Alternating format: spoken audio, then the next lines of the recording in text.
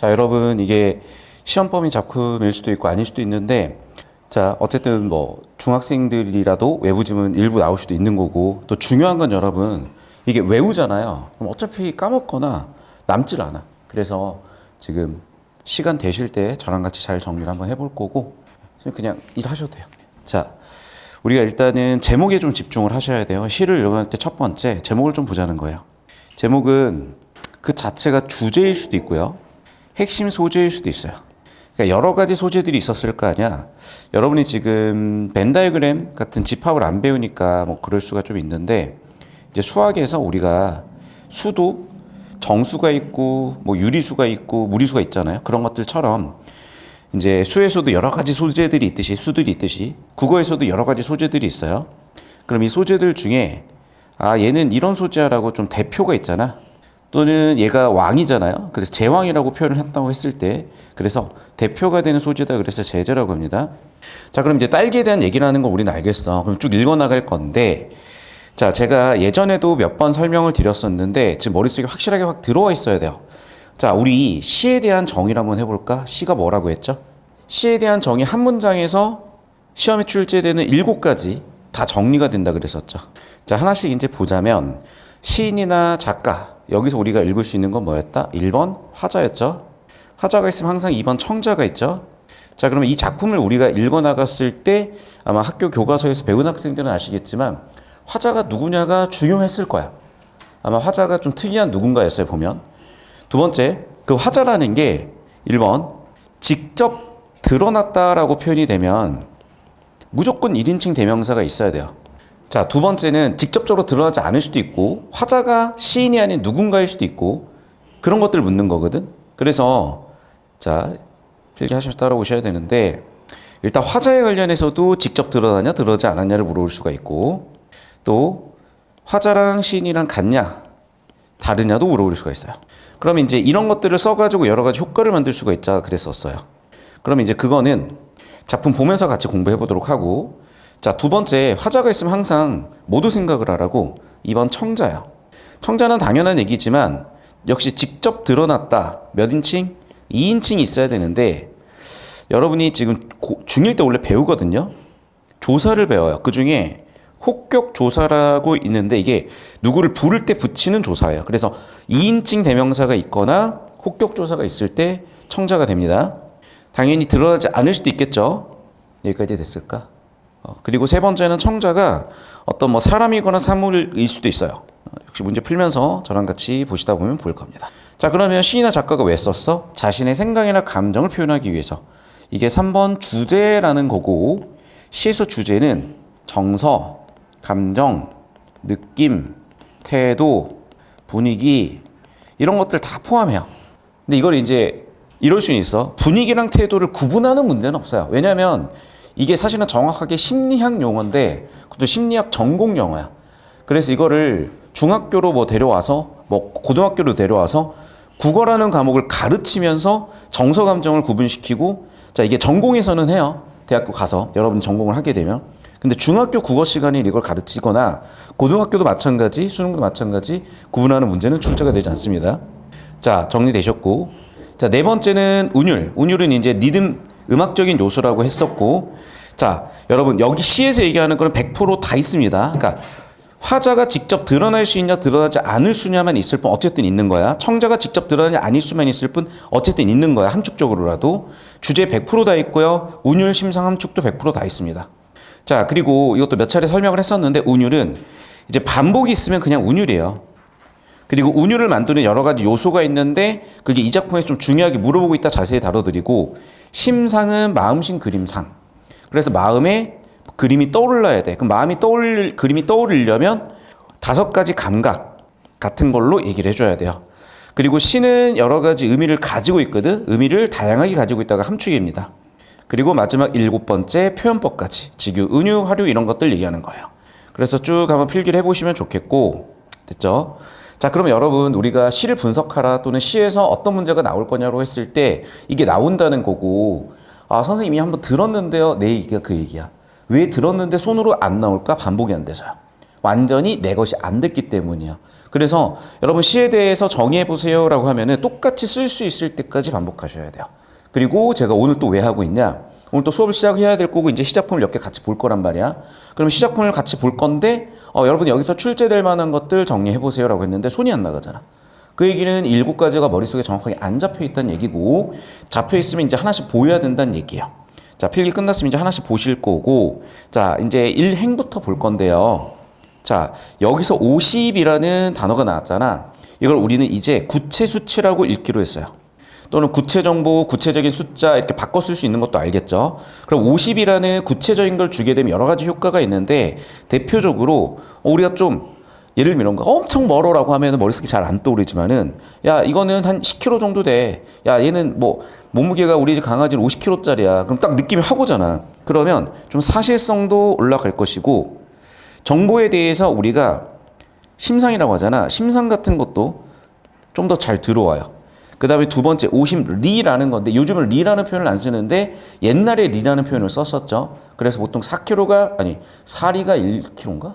그랬을 건데 그래서 50리면 한 15km 정도 되는 그 정도 거리인데 뭐 지금의 15km는 가깝죠. 근데 옛날 15km는 굉장히 먼 거리였어. 사람이 걸어가려면 몇 시간이냐? 거의 거의 한 다여섯 시간 걸어가야 되는 거리였으니까. 그래서 리라는 건 뭐냐면 단위예요. 그리고 예전에 쓰던 단위예요. 그럼 이게 리라는 것만 보여도 얘가 시대가 어느 때쯤이겠구나 이런 걸 알 수가 있고 50리길에 짐차에 실려왔대. 자, 그럼 누가 빠져 있죠? 주어가 생략되어 있죠? 그러니까 글 쓰는 사람의 의도는 뭐냐면 생략법을 써서 이거 누구 얘기일까라고 자꾸 생각해 보게 하는 거야. 그러니까 여러분도 한번 맞춰보시면 좋겠어요. 자, 그러면서 실려왔어 유라고 했어요. 뭐뭐해 유라고 얘기하는 거는 어디 사투리니? 그렇죠. 여기 충청도 사투리죠. 자, 사투리는 한자어로 쓰면은 방언이라고도 하고 이 방언을 쓰는 효과는 뭐라 그랬지? 예, 약간 시골 느낌. 토속적인 느낌인데 제 촌스러워보다는 문학에서는 뭐였다 이게 정감 있는 느낌을 준다라고 배우셨을 겁니다. 자, 그러면서 차에 실려왔으니까 멀미가 났을 거 아니야. 낯선 거리를 봐봐. 낯선 거리를 다니다인데 쏘아댕기다 이런 것도 충청도 사투리예요. 숫자 4번이라고 해볼게요. 그리고 자기를 지라고 표현하는 것도 충청도 사투리예요. 지금 충청도 사투리가 꽤 많이 나오는데 많이 나오니까 파란색으로 유, 쏴댕기, 지, 슈 뭐 이런 거, 헌디 뭐 이런 거, 인양, 전양 이런 거, 말어유, 몸인가유 이런 거, 몸띵이, 탔어유, 그러니까 셔슈 이런 것들 됐죠? 이런 게 전부 다 뭐다? 충청도 사투리, 충청도 방언이다. 됐나요? 따라오십시다 얘들아. 그러니까 저는 이런 거를 공부를 해야 되나라고 생각을 했었거든요. 여러분 나이 때. 근데 해야 되더라고요. 왜냐면 좀 이런 걸 모르게 되면 그러니까 지금이야 문제가 안 될 수가 있어요. 사실 여러분이 솔직히 지금 공부 좀 안 한다고 뭐 세상이 무너지길래요. 뭐 전쟁이 나길래 사실 내가 그렇게 대단한 사람들도 아니고 그냥 적당히 살아도 되는데 이제 사실 모든 인간은 자기가 제일 중요하거든. 이제 그 생각을 슬슬 고등학생이 되고 대학생이 되면 하실 거고 그럼 살아가셔야 되는데 여러분이 어딜 가서라도 충청 사람들을 만나거나 어떤 문화에 익숙해질 수도 있을 거고 그게 충청도가 아니더라도 여행을 갔어. 근데 그 여행 가서 내가 하면 안 되는 행동을 한다든지 그렇게 내가 살아가는데 필요한 것들을 여기서 배운다고 생각을 하시고 지금 부지런히 좀 해놓으십시오. 필요하세요. 그리고 자, 계속 봅시다. 자, 목마름은 인양전혀 견딜 수가 있는데 그런데 볼기짝 쥐어뜯으며 살결이 거칠다든지 단발이 무리다든지 하지 마세요라고 얘기했잖아. 자, 그럼 여러분 보세요. 자, 여기서 왔어유 여기도 이제 좀 중요한 부분 중에 하나인데 왔어유.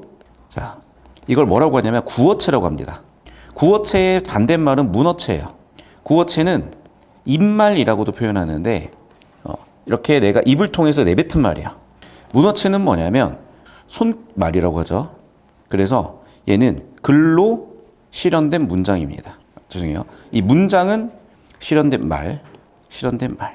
그럼 여기서 입으로 실현된 문장을 뭐라고 하냐면 이거 중2 문법에서 무조건 배우거든. 너희 배웠을 건데 뭐라고 하는지 아는 사람? 발화라고 해요. 발화의 연속체가 뭐지? 너희 알아야 되는데 담화잖아. 시험범위 아니니? 담화는 발화의 연속체라고 해요.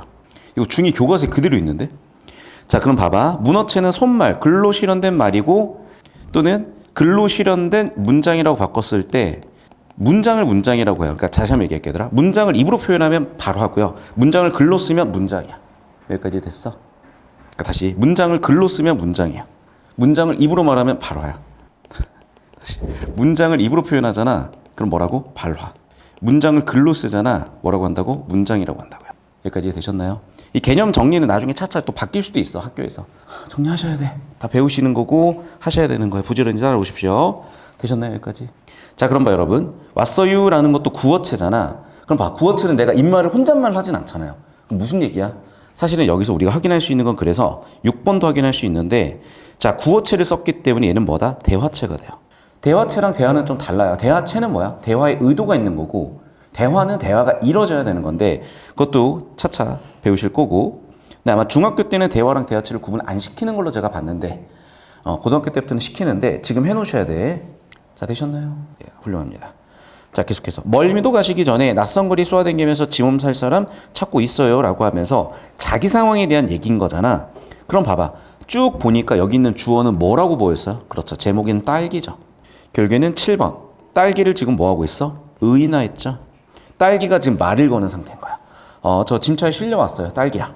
짐차에 실려왔으니까 멀미가 나네요. 그런데 멀미 나기 전에 이제 짐차에 실려와가지고 이제 도매상이 딸기를 갖고 온 거야. 그러면 이제 과일 가게 이렇게 납품을 하잖아요. 그럼 과일 가게에서 받아가지고 팔아야 되니까 이렇게 딸기 장수들이 이렇게 과일을, 또는 과일 장사들이 이렇게 딸기를 놔두고, 뭐 저기 이마트, 뭐 편의점 이런 데 보면은 딸기 놔두고 팔잖아. 그러면서 딸기에 자기 몸을 살 사람을 찾고 있다. 그런 얘기가 나오는 거고. 그래서 보면은 딸기가 뭐 하고 있어?